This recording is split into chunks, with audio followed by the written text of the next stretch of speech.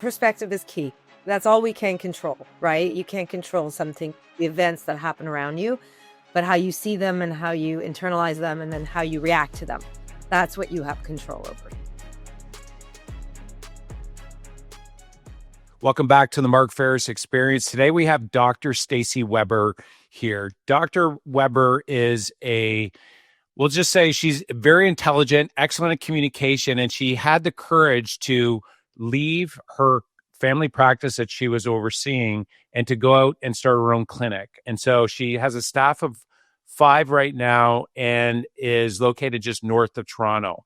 She focuses on the cosmetic and facial rejuvenation side of things. And Stacie, really appreciate you being on the show. Thanks, Mark. Thanks for inviting me. And I'm really glad to be here. Yeah. So let's go back to the origin story. I think people would look at you and like, oh, she was always successful. You know, you have we'll say, well, courage to go it on your own, but then you also there's a real confidence that you hold about yourself. You know, anytime we've had the conversation, it's like you know where you're going. But maybe let's go back to the origin story and how you started and maybe any early struggles that you had. I guess a lot of people don't know this, but just I always like to think of myself of like a duck on the water, right? So like everything is really smooth on the top and what people see, and then underneath the feet are paddling like constantly, right? To keep you going, keep you afloat. Um, going way back, I left home when I was 18 years old and supported myself and put myself through university and medical school. So like that probably is one of the things I'm most proud of because that took a lot of effort, a lot of determination, a lot of eyes on the prize. How did you do that when you going through medical school? So doing school full time and putting yourself, how would you even achieve that? um, I, you know, I could say growing up, I was very good at school. I was one Okay. of those very fortunate people that I just had a knack for it. It Yeah. came super easy to me. The material came easy, the learning, and I loved it. So I felt like that wasn't the hard part. And I was determined. So I, found a job. I had really good support, kind of work wise, that they allowed me to take time off when I needed to study. And so that was a great experience for me. And I worked a lot. I think I had a lot of friends who traveled and did all that stuff, and I did it at that time in my life. So, and it wasn't upset about it. It was just, this is what I had to do. I set a goal and just did what I needed to do to achieve it. So That's incredible to do that and going through school because kids growing up now they're playing sports, they're going to school, and then for you to actually go to putting yourself through medical school is it's interesting. When I do interviews, one of the things I look for is a track record of winning.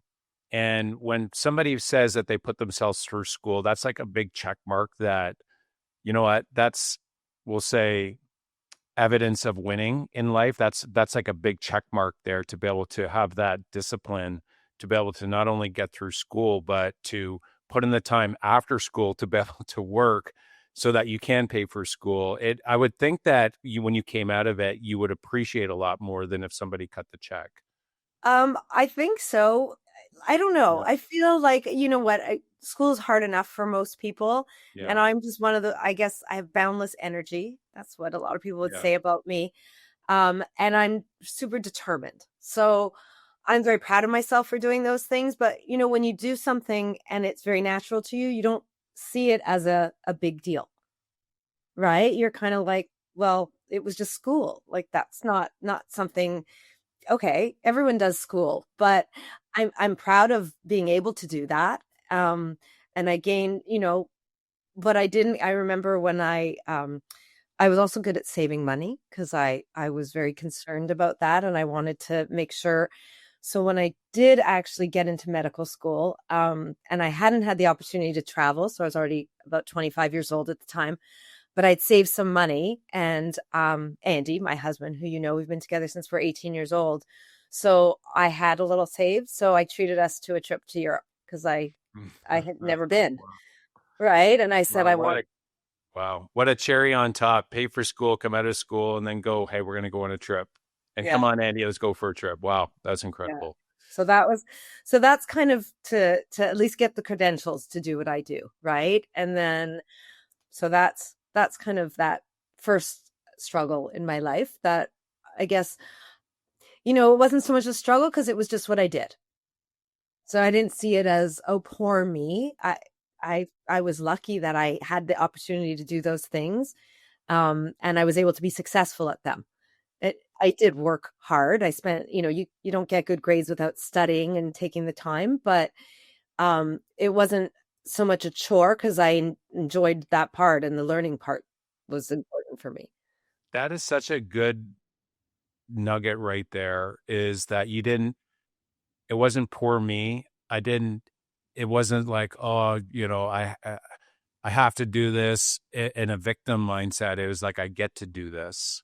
That Right. is, that's a much different approach on how you would handle that, as like, this is an opportunity for me versus like, oh, everybody else is getting paid and poor me. And now I'm a victim. And so I think that mindset, no matter what it is that you're going through, and some people, they go through real hardships, like real tough backgrounds. But I think if anybody were to have that mindset that you have, that I get to do this, I don't be like, and I have a privilege of doing this no matter what, of overcoming this challenge. I think that is the place of where true successful people, they come from that place of like, I get to do this. This is a privilege, and I'm going to throw my whole heart into it. Right. I feel, I guess, well, we could talk about this and see how it looks, but I was also adopted, Okay. um, right, from birth, and then adopted a second time by my stepfather Mm. at 12 years old, the father who raised me, but the stepfather, Willie Weber. Um, and I always felt really privileged, right? I didn't see that. I think some people feel that maybe they were abandoned somehow.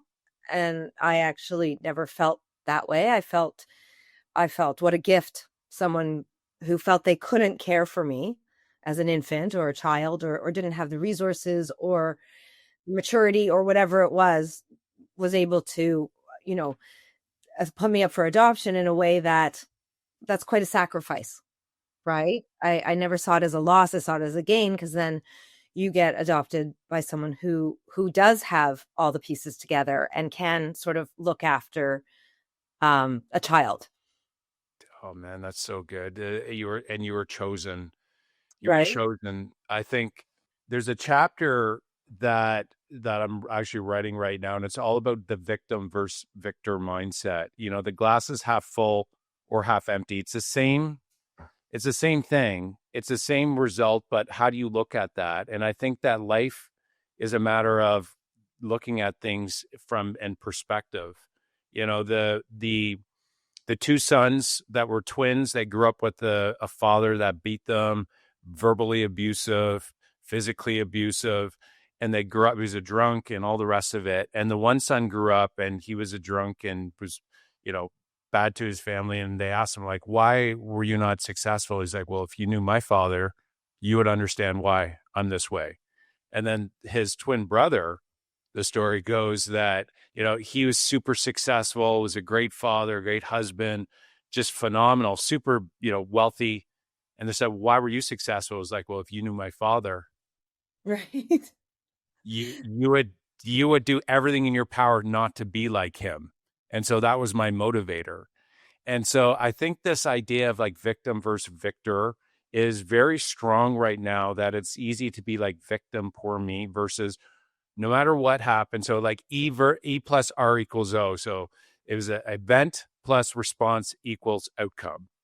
And so if you have this perspective of like, this is happening for me instead of this is happening to me, I think that is one of the key success. Like that's a strong key to success in anything that comes along, because you can always use things to drive you if you see it that way.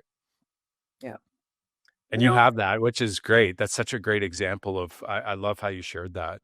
yeah. Perspective is key. That's all we can control, right? You can't control something, the events that happen around you, but how you see them and how you internalize them and then how you react to them. That's what you have control over. So I feel that that's important. And I hope my kids who, you know, they have the opposite. They've been given everything that I maybe didn't have growing up, and that they appreciate that and don't take it for granted. Yeah. And your story, I'm sure is very like encouraging for, Mhm. well, it's going to be encouraging. It is for me to hear it. And I know for the listeners, and I'm sure for the family as well. And we are at a place right now where you finished school, you went on a trip to Europe, and then what happened? Okay, so I finished that I went while I was in med school, but finished medical school, Yeah. and then I did a residency in Toronto, the University of Toronto, and then kind of came up to Barrie and started family practice. And started so you talk about the entrepreneur, like not all doctors are entrepreneurs, but you kind of have to, like, you become self-employed, you are running your own business even though you don't know how. So in about 10 years of training, I remember we had one day on how to run a business, and that was it. And it was, and most of us, that then you go out into the world and payroll and hiring and like what that looks like, and that you're responsible for all of that, and that to make sure confidentiality, like the list is endless. So I did come to Barrie and I joined a practice. I actually took over another physician's practice. That was about, I'm going to say, a half size practice at the time. And then, or actually before that, I did locums when I was pregnant, but then I took over someone's practice. And then um, I worked in the operating room with the plastic surgeon for a total of 8 years. But that sort of sparked my interest in the cosmetic side of what I do, of medicine. And then I did the whole full-time family practice. Busy.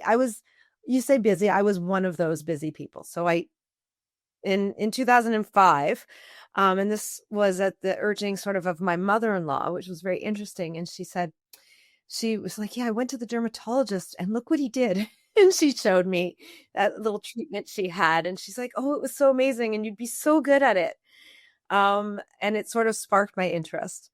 And I was already working with a plastic surgeon. So I knew, and I kind of just took a course, right, on how to start doing these types of treatments. And what do? I was in the operating one day a week. I had business cards made. I rented office space separate from my family practice. And at my breaks, I handed them out to the desk clerks, Dr. Weber, my cosmetic and facial rejuvenation clinic, and come see me, and you're a hospital employee and you'll get a discount. Or so I hired a nurse. Like I started a business separate to my family practice, but simultaneously. Does that make sense? Yeah, it does. Yeah, so like a day a week. And I rented office space from someone else because where I was working, there wasn't enough space to see people to do that. And so it was like one day a week, and then it became 2 days a week, and then I needed more space. And then, right. So it sort of grew a bit organically, which is interesting because then there's certain things I think you miss out on when you don't create a business plan. Mm, Right, when you don't start from the get-go saying this is what this plan looks like, and I want my 6 month, 3 year goals, 5 year goals, speak to a yeah. bank, like do all those things. So it sort of happened organically, where Mm, I was um doing had a 1,200 family practice patients and started to have a very large cosmetic practice. And then I amalgamated the two and rented some office space, that it was sort of quite a large space, but separate, but attached. So yeah. attached for me, so I could sort of do both on the same day, but not. Um, Family practice patients came in through a different entrance than the cosmetic patients, and the treatment rooms were different because I always Mm, felt that it was important to separate those two practices. yeah. Makes sense. Um, yeah, and then I got so busy that it's 2 a.m. on Saturday night, and I'm looking at lab reports, and I'm like, something has got to give. And then through with the help of a business sort of entrepreneurial coaching program that I've been with now for almost 12 years, I kind of decided that I was going to um, give up my family practice. Wow. Now, did you sell that, or was that something you had somebody else come and then sell that off and then say focus, or was it just a matter of, okay, we're going to close the So, doors and say go? well, family practice in Canada, or at least in Ontario, is not sellable. Okay, What I is didn't know that. sellable is your office equipment. Mm, Or so patients, I mean, I can put a shingle outside my front door tomorrow and there'll be 4,000 people lined up because there's such a shortage of family doctors in Ontario, lined up overnight to sign up. So we're acquiring the patients, but what you could sell is more the processes and infrastructure that you have in place. And I was part of the family health team, so I was one of in Simcoe County. So we became the largest family health team in Ontario with about 120 doctors, and I was on the founding group. So there's about 10 of us who started meeting 6 a.m. twice a week to try to put together initially what was a family health group that then became a family health team, where we have allied health care, where we work very good kind of referral sources, diabetic education, like so all of that under one roof, which is not under one physical roof, but under sort of one funding body. got it. Um, so I was part of developing that. So the spots were limited. So what I was able to give was a practice and my position as part of this family health team.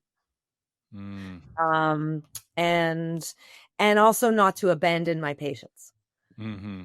So Yeah, that no, was the other thing. I wasn't, I wasn't ready to leave until I knew that they were taken care of. And initially, I actually gave up half my practice to an incoming physician because I thought, well, maybe if I'm just not as busy, because it's not that I didn't enjoy family practice, but then I realized that my passion was doing the cosmetic medicine. mm.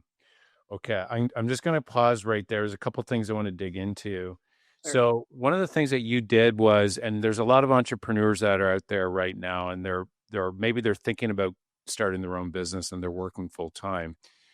What you did was really smart, and you had mentioned sometimes, like if you don't have a business plan, you kind of miss out. But what you did is you took massive action. You just started and you figured it out as you went, which there's also genius in that too. I would actually, if I was going to vote for one, I would go for I would all day long. I'd do what you did because, there's on the other side, there's lots of people there's a mountain of business plans that were written that were never actually started and followed through on. So Right. what you did is good. And you figure it out as you go. And I think that's one of the things, as good as your plan is, that's why when somebody gives me a business plan, I'm like, okay, break this down to 1 page or two max, but like this 100-page business report is going to go into the shelf and you're never going to look at it. And if you know your plan well enough, you should be able to summarize it and to make it simple enough. But what you did is you worked full time and then you did this on the side and you proved the model out.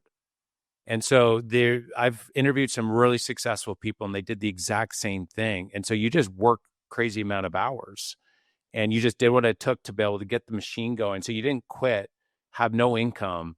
You actually did it at the same time, which I think is that's actually what I'd recommend to people that, or maybe they're in a business that they're not enjoying right now, but it keeps the doors open and keeps, the kids fed.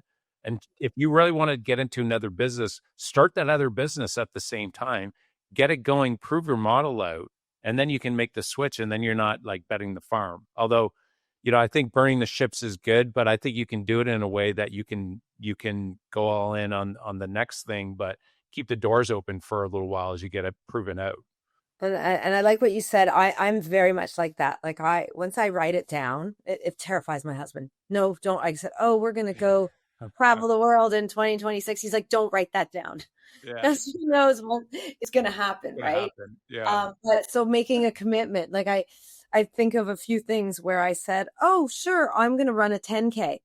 Like I'd never run a day in my life. And I'm like, my friend, he's like, do you want to do the Young Street 10K with me? I said, okay. And then I'm like, oh, What but did I've I never say? run. What do I do? Right? Like, how do I do that? And then I did like a sprint triathlon. And then I competed in speed golf world championships. And then So, okay, let's dig into that a bit. So your friend says to you, because this is so applicable to all business. So Right. you have a friend that says, "Hey, let's do 10K." You're like, "Sure." So you committed to it. So that was the first thing. So you made a decision. Yeah. And then how did you approach that 10K, not never running a day in your life and then actually doing it? What was the next step after you're like, "Oh, shit, I just made I it, just said I decided." just signed up, right? What'd you Um, do next? Yeah. so I went, oh, how do I get out of this in my brain, right? Like, I don't think I can do this. And then I'm like, you know what? Okay, so let's go. And now, I mean, online, super easy. Okay. Uh, like running a 10K, learn how to run a 10K in 20 weeks, Smart. right? And then, so what do I need to do if I've never run? How do I start running? How, I'm fit, I'm active, but maybe running hasn't been my thing. And Mhm. so you just start. And then there's lots of great tools out there about, okay, so you start, you could do 5 and 1s. So, or one of, you run 1 minute, you walk 1 minute and do that for 20 minutes and 3 times a week. And then the next week you make the running longer. And I remember because I was a member at the YMCA here, and they were open late because once I had young kids at the time. So once the kids went to bed, I went to the Y and then would run until they were closed, sort of, or like do workouts. So it's just about, making the decision, looking at the time you have, and then balancing your time so that you make sure you get those workouts in. And what it does is it forces you also to do the workouts. Yeah. So it's a real motivator because, like, I have to run a 10K. And here's the thing, the best thing about your first 10K is it's your personal best.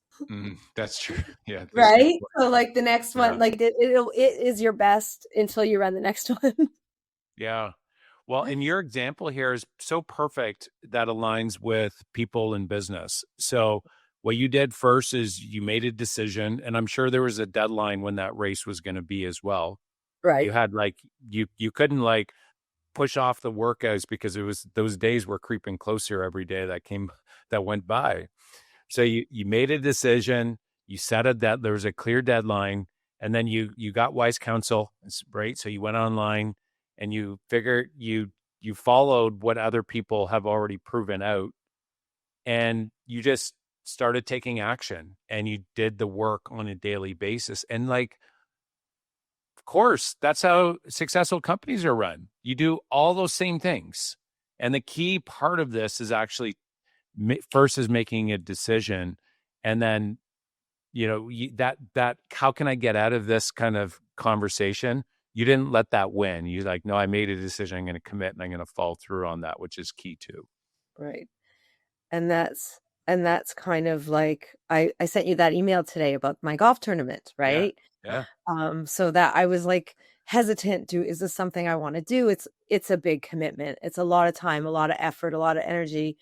But once I decided, and probably about 6 weeks ago or 2 months ago, I said, I'm doing this. This gives me energy, makes me happy. I'm doing it. And so I set aside time every week and it's coming along really, really well, actually. Yeah. Well, based on your track record, I think you're going to do extremely well. Just based on the numbers of what you've done in the past, you commit and you do. So I Right. say I would bet on that going extremely well. So the communication, so okay, the both doing both. So you started the practice and then you got it up and going. Now you mentioned a coaching program. Which coaching program um, is it? Was it one of the larger ones? Or is it like a generic business, or is it specific for So medical? I joined, it's called Strategic Coach, Yeah, and Dan it's Sullivan. at Yeah, Dan Sullivan, yeah. and based out of Toronto, but they also have offices in London and Chicago, and uh, California, I think, as well. I've never been to the California where they host programs there. So, and I've had my coach to Teresa Easler for all the 12 years, and probably, so they give you tools, set of tools, right? And when you start, they do this thing called a lifetime extender with you, which was extremely impactful, where it was basically, you decide how old you're going to live to, and then You say, oh, 85. I don't know. You just base it on your family or whatever. And then they say, okay, so now you'll get 20 more years. What do you do with them? Mm, And you go through the process of what do you do? And then I think the big take home on that is like, um, why aren't you doing those things now? Like sure. what's right? Like, so Yeah. these things, so I have, I guess, my list of all those things that I would do if, and, obviously health isn't an issue and finances aren't an issue. So I found that very empowering. They talk about time management. And Mm, so taking time, free time where you really rejuvenate to be that best you when you're facing your clients, my patients. And so when I'm working, I'm full on, full energy. And when I'm off and gives me that time to recuperate in order to be better at what I do. mm, So, and I could go on and on because strategic coach has given me the confidence to give up my family practice mm, and do all those things. And also all the entrepreneurs I've met there who, over the years, we help each other, we support each other. So it's really been invaluable for me. mm.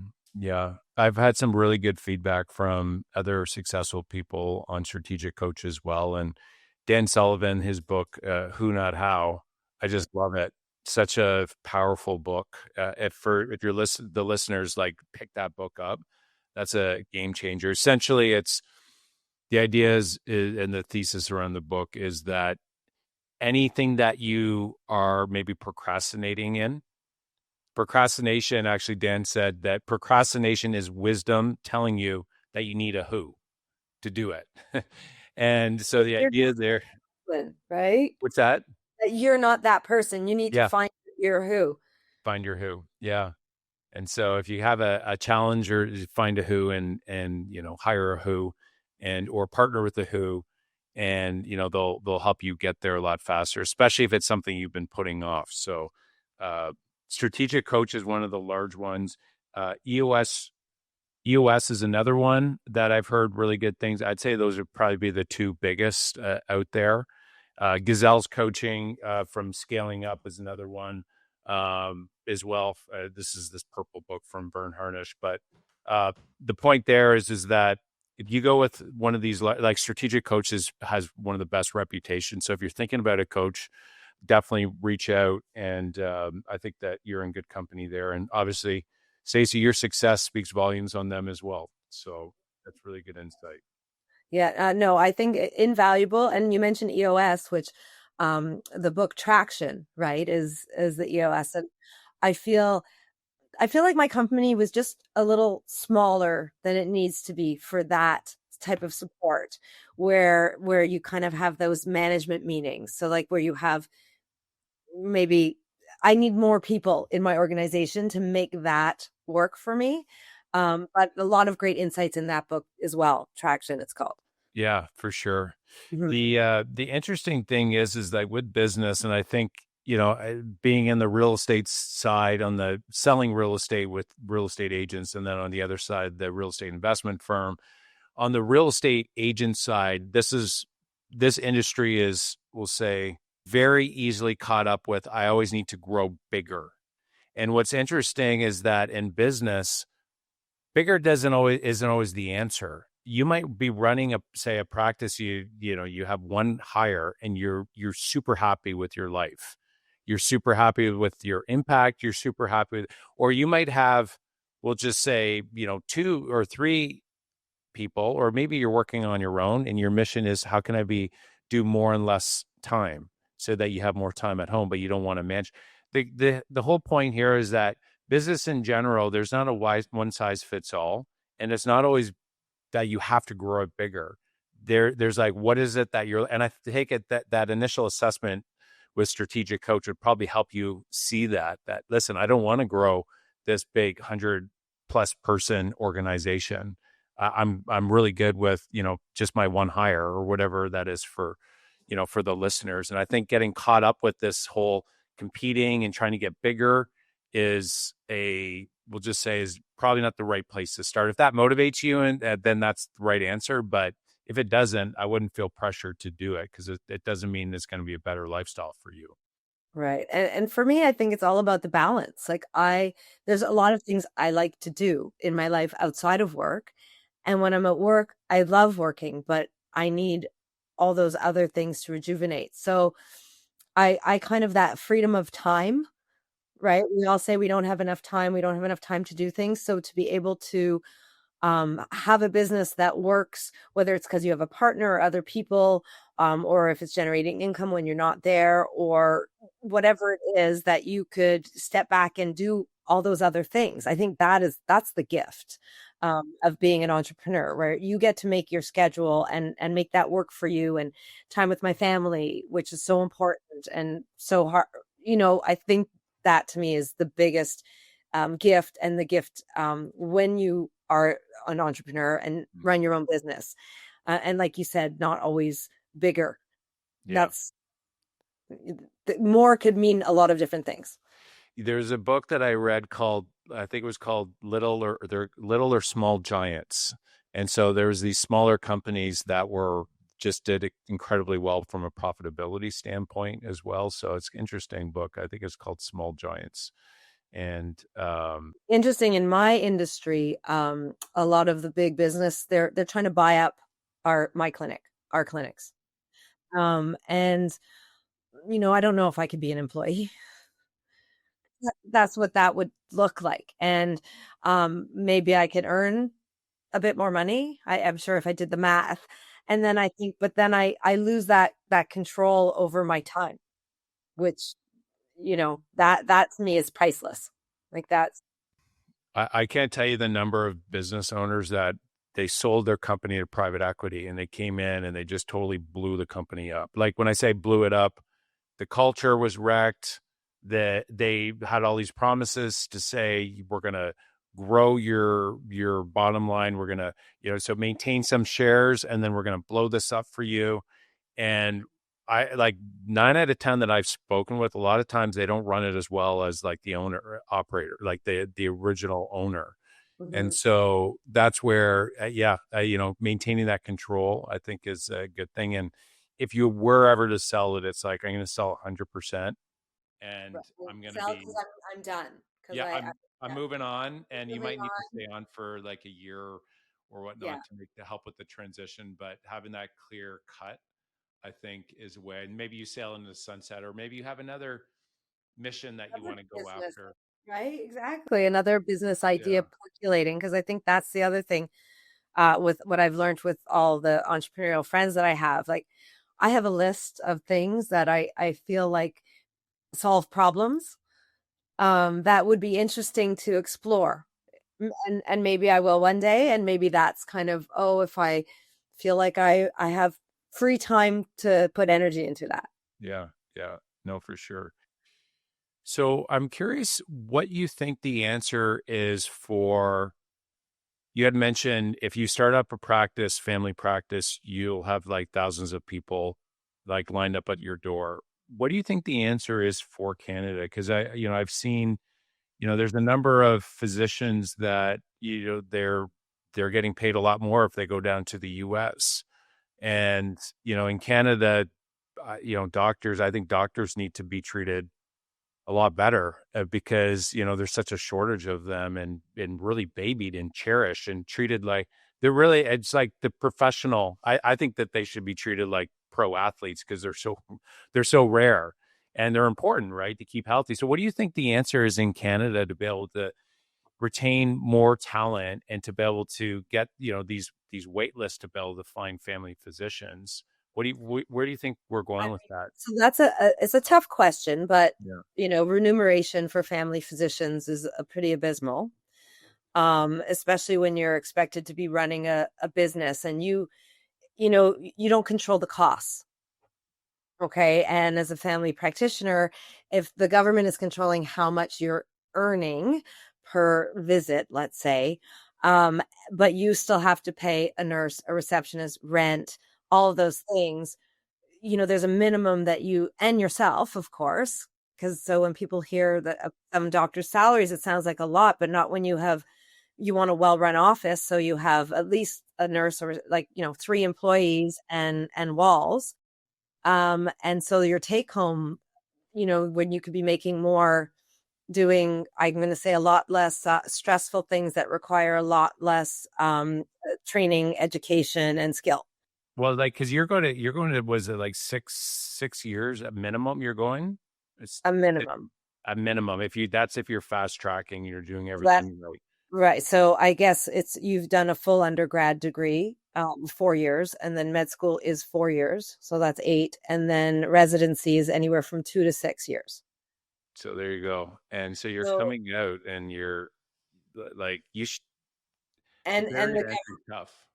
right, and as a physician, there are lots of things physicians are doing that perhaps they don't need to be doing.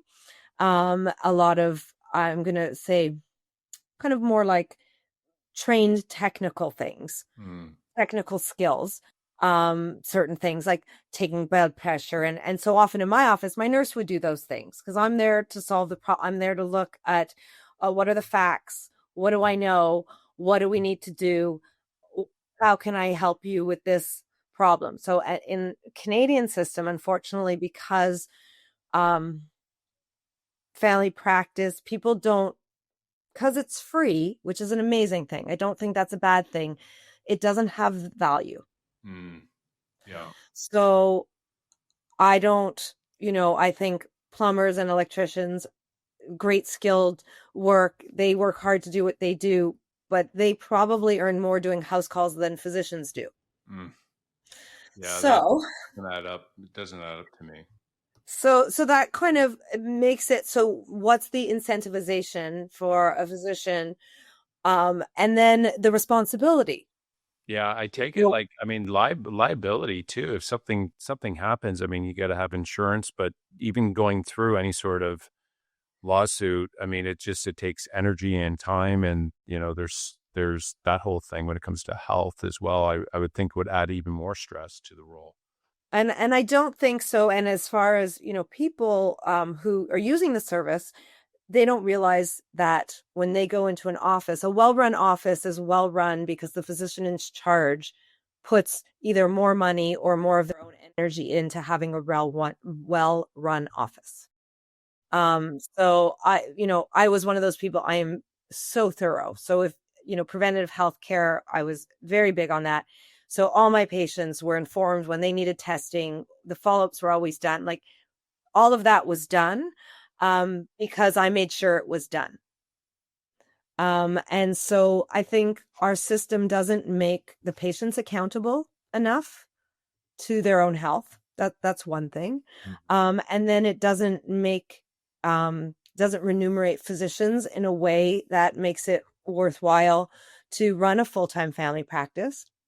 Because financially and emotionally, because it's also, let's not forget, it is hard to look after people, and you live their challenges and their grief and everything that goes on very personally as a family doctor, because I think most physicians and care about what's happening with their patients. And so, and then, you know, so it's a faulty system. I don't have the answers. I was part with the family health team of an alternate funding program where I wasn't paid per visit, but more per how many patients I'm looking after, Mm. which released that pressure of time. So Yeah. when I had the elderly couple coming in, I could spend the 45 minutes with them. I wasn't making them healthier, but I was contributing to their happiness and health in a way that is priceless. Mm. Yeah. So I think that worked very well. For me personally, I can't speak for all physicians, but it really got rid of that pressure of, if I don't see 6 patients an hour, I can't, I'm not making any money. That's really good insight to be able to see kind of the other side. And I think perspective is so important in that. And I think you kind of look at things a little bit different when you go to see your doctor, and also the doctors that would take your approach on, like, what a blessing it would be to get in with a doctor like yourself versus, okay, turn them and burn them. Come on, next. Right. And so Yeah. potentially, and I get why a lot of cases they need to do that. Um, but at the same time, it's a tough situation. I think that, and so that's where we're coming from with yourself is that you've transitioned. And so you're more focused on this, on specializing. And so take me through your business right now. You have, is it five staff right now? What do you think keeps, because you attract real talent, and so what do you think keeps talent with you? Why do you think that you're able to attract the right people to be able to work with you on a long-term basis? Um, well, I think, my model is very much patient first. So even though we are providing service and they can go somewhere else for the same service, we do it differently. How we approach our patients and their care and safety is of the utmost importance to me, and how I value my family and how I expect my staff to value their families. So, for instance, because what I do, I'm going to say, is it's not essential. It is a lovely gift that we can give ourselves, and it is self-care, but it's not an essential service in that sense. So I joke around, there's no emergency Botox Yeah. because I feel if my family is sick and I have to cancel my day, I have to cancel my day. And the same thing goes for my staff. So I always have that talk with them, utmost, that we can always manage. We try to create a certain amount of redundancy also in with my staff, so that we all know a little bit how to do someone else's job or role if we can. And that way, I think they feel valued, Yeah. that their life and what goes on outside of work is important as well. Hmm.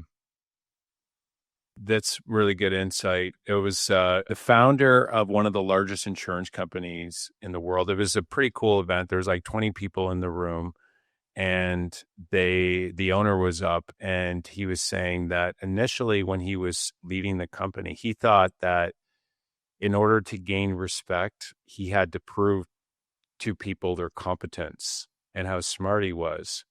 But what he realized as a leader was he didn't need to prove his competence. He needed to prove that he had other people's best interests at heart. Right. And so when they knew that he was an advocate for them and he wanted the best for them, then he earned the respect. And it wasn't because because he proved how competent he was. And he's like, that was a big shift in his leadership. And it sounds like that's your approach with your team members. It's like, here, listen, if you have something for family and something came up, nobody's going to die here. You go and look after your family. I would think that would be highly valuable for your team members, and that would make it really sticky where they're working today. Right. I It's think so. rare. And Yeah. I hope, and I think it's important. And also, another thing is, they're full of great ideas, Mm, right? So good. I always try to, if I come up with something we're doing, before I say what I think it should be, because then everyone will agree with me because I'm the boss, right? They'll be like, Mm, "Oh, that's a brilliant idea, Stacie," right? But I feel like that listening to what they think, because they know our clients, they know our patients very well. They know what, also in the community, and especially some people who are younger than me are more in tune with what's going on in that social media side of things, what trends are happening. So they keep me kind of on my toes that way as well, by asking good questions or reminding me, um, or coming up with amazing ideas. I'm going to say, for stuff that we need to be looking into in the office. yeah, that's really good. And that you're open to taking those ideas and not a know-it-all, right? It's like, Right. yeah, that's a stupid idea. Get back to work. that Right. that just doesn't fly long term. You can do it once, you can do it twice, but they're probably not going to stick around if you start treating people that way. And I think that's not something, how you're treating them. It's not a fake thing. You got to be real with that, and that you genuinely care. And people, I mean, they feel it, and I think they're spending a good part of their life with you as well. And I think that's a good, I mean, it's a good reminder on an ongoing basis, just to remind people that, you appreciate them. And, when they give an idea, it's like, hey, good job. That's good. And, we'll try that, or we did try that in the past, but we can maybe try it this way this time. So thank you for that. And, keep them coming, keep those ideas coming. Right. So I'm curious, just to change gears a little bit here, entrepreneurs that are listening, so they are, let's just say they're starting to do well, they have extra cash sitting there. What advice would you have for entrepreneurs that there's a sea of options of where they can invest? Their Mm. business is going really well. I know, like Andy, one of the smartest guys, your husband that I know, and you of course as well. So I'm curious, like, what suggestions or advice would you give to that entrepreneurs that just, there's a lot of uncertainty out there now? What suggestions would you have for them? Um, I feel like, me personally, and I don't know if I like having my rainy day fund. That's good. I, so that's very important. So whether it's something with your financial advisor, that's money that's easy to access, that stays in your business. Look what happened when we were all shut down for COVID, Yeah. right? There were months where I wasn't barely earning any income. So you still have to keep the lights on. And as much as the Canadian government tried to assist certain businesses for that, Mm. if you're then going into huge debt, a lot of people close down. So I feel like, personally and in business, to have that buffer, whatever that is. And although this will speak for you, I'm a lover of tangible things. So I feel real estate is rarely a bad place to put your money. And I've, not to say that when we look at the stock market, like that to me is a bit more of the long journey, I guess, in the sense that if you think you might need money in the short term, that's not necessarily the best place to put your money, as Yeah. we can see, because the stock markets are volatile, and Yeah. someone could say something off color, and all of a sudden your Yeah. investments are down a tremendous amount. Yeah. So unless that investment is going to be there for 20 years, so on the short term, I feel the more tangible investments I found have always made me more comfortable and done better by me. Yeah. No, it's interesting, Stacie. When I ask like a lot of successful people, I ask them, I said, how'd you make your money, or what advice would you give? And one of the best suggestions that I've heard it over and over and over and over and over. They're like, Mark, starting my business was phenomenal. We had a great life through that. But he's like, he and she actually, in both cases, both many, many, many would say, Mark, I bought the building, and the building was actually more valuable at the end than the business. And so they said, buy the building of whatever office that you're doing. And if you can do that, that's one of the best, because you're going to be a paying tenant, right? You know that the tenant's going to be good. And it's good So, for that. yeah. Yeah. And that's what I did when I gave up family practice. And I bought a lovely old, but with that, for instance, I'm speaking to you here from my home instead of my office, because we had ice damming and damage that is now getting repaired. Yeah. So, a building like children does not come without its struggles. Uh, Yeah, like that's right. So you just gotta, you're gonna eventually, you're gonna pay for it. You're either gonna pay the landlord or you're gonna pay yourself. And over the long period there, it's like you get the odd expense here and there, but I'm sure you'll do well in that building down the road. Although it sucks right? when they come up, right? Yeah, that's it. Um, okay, this has been great. Were you ready for the rapid fire part of the talk? Maybe. Okay, I got three quick questions, three easy ones Okay. for you. Yeah. All right. So the first one is, which book has had the biggest impact on your business or wealth creation? Um, my business or wealth creation. I don't know which book we talk at most recently. It's the Who Not How by Benjamin Hardy. Yeah. Perfect. No, sorry. So you said who, not how. Oh my God. It is Be Your Future Self Now by Benjamin Hardy. Okay, be your future self. Is that the 10x? Yeah. Oh, okay. So that's so be your future self now. Okay. So yeah, he also wrote 10x, not 2x. It Right. was a 10x, Yeah. but I haven't read this one yet. What? Be your Yeah. For me, it's also just about, so it's about, kind of in making the vision of yourself in 6 months, 1 year, 3 years, 5 years, 10 years. And then it's like doing that commitment. It forces you, okay, so if I said in 6 months, I'm going to, for instance, like I did, learn how to play piano, you have to put in place all the mechanisms, all the capability. You have to get a piano teacher, you practice, like all the things. So in business, it's the same thing. So one of those future self was that I am going to be hosting a charity golf tournament, So cool. which I am. So I feel like that has great impact because it's action based. Mm, yeah. So you make the decisions on where you want to go, and you need to then put in place all the different strategies Mm. to get there. So I think I found that it's 4 years old, 3 or 4 years old, but it's really had great impact. Mm. That's really good. It is very similar to we have this exercise, this future letter exercise, where you actually write out what your 1 year looks like, your 1 year life looks like. And what we actually did this year, we did it with the family, was we actually wrote down in bullets what we want to accomplish in a year from now. And then what we did is we put it into Chat GPT. It said, write a 1 year letter back to our current self of us accomplishing all these things.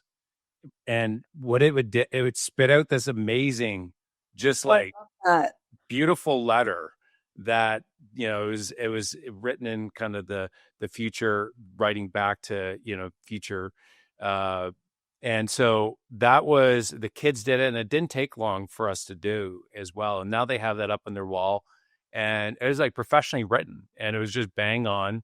And so I think that would apply to 6 months, 12 months. If you want to do a 3 year, that's a Vivid Vision is a good book that talks something similar by Cameron Harold. That's a mhm. three-year vision, but I'll have to pick that book up. That's cool. Thanks for sharing that. Yeah, that was great. You'll love it. All right. So second question here is, how would others describe you in 3 words? Determined, um, honest.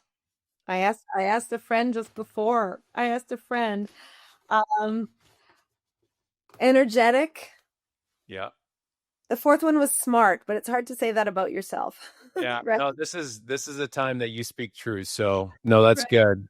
Yeah. But yeah. Yeah. There's you're you have enthusiasm, and so it's infectious. I think it's very clear to me why your clients would love you.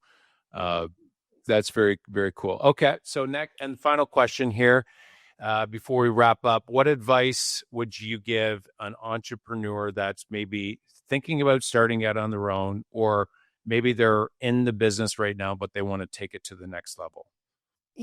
Find sort of a program, like a like something like like something that gives you the capacity to get to the next level. So whether it's a mentor that you were like someone, you're not reinventing the wheel. None of us are reinventing the wheel. So someone has done something similar. So if you could take what they've done and take the bits you love and make it better. I think for a lot of us, we see what someone else has done and say, oh, well, if I do this a little differently, that could be better. So I think, so finding whatever it is, it's a mentor or a mentorship program or something that makes you accountable is important too. And then that you can improve upon constantly. I think that's really helpful. Yeah, that's really good. Copy proven models. Don't try and recreate the wheel, and get accountability. So good. All right. Well, this is great. And now, how can the listeners connect with you? And then maybe you could share a little bit. I know you have this charity golf tournament coming up as well. Maybe you can share a little bit about that as well. Okay, so drweber.ca, that's my website. And if you spell it wrong, it should come up no matter how you spell it, but it's actually the weber.ca is the actual site, which will have a link to the golf tournament. So the golf tournament is going to be at National Pines Golf and Country Club, which is just south of Barrie here, on September 15th, which is a lovely Monday afternoon. So very exciting. And so all that information will be on my website with links to the golf tournament registration. It's amazing. Yeah. So I'm really, really excited about that. That's amazing, Stacie. Well, you did a phenomenal job today. Congratulations on all your success, and thanks for coming Thank on the you. show. Nice to see you, Mark. Have a great day. Well, thanks, guys, for listening. If you like the show, please share and subscribe to the channel where we are building a community of up-and-coming entrepreneurs. And if you are looking for real estate, you're looking to invest in real estate, you're not finding any good deals out there, go to fulloutinvesting.com. We actually recorded a video about our full out investing process, and we actually have a sample deal in there as well on what a potential upcoming deal would look like with Faris Capital Partners, a business that we're running in the real estate space. So just remember, guys, the fastest way to build wealth is to grow your business and invest in real estate. I love you guys.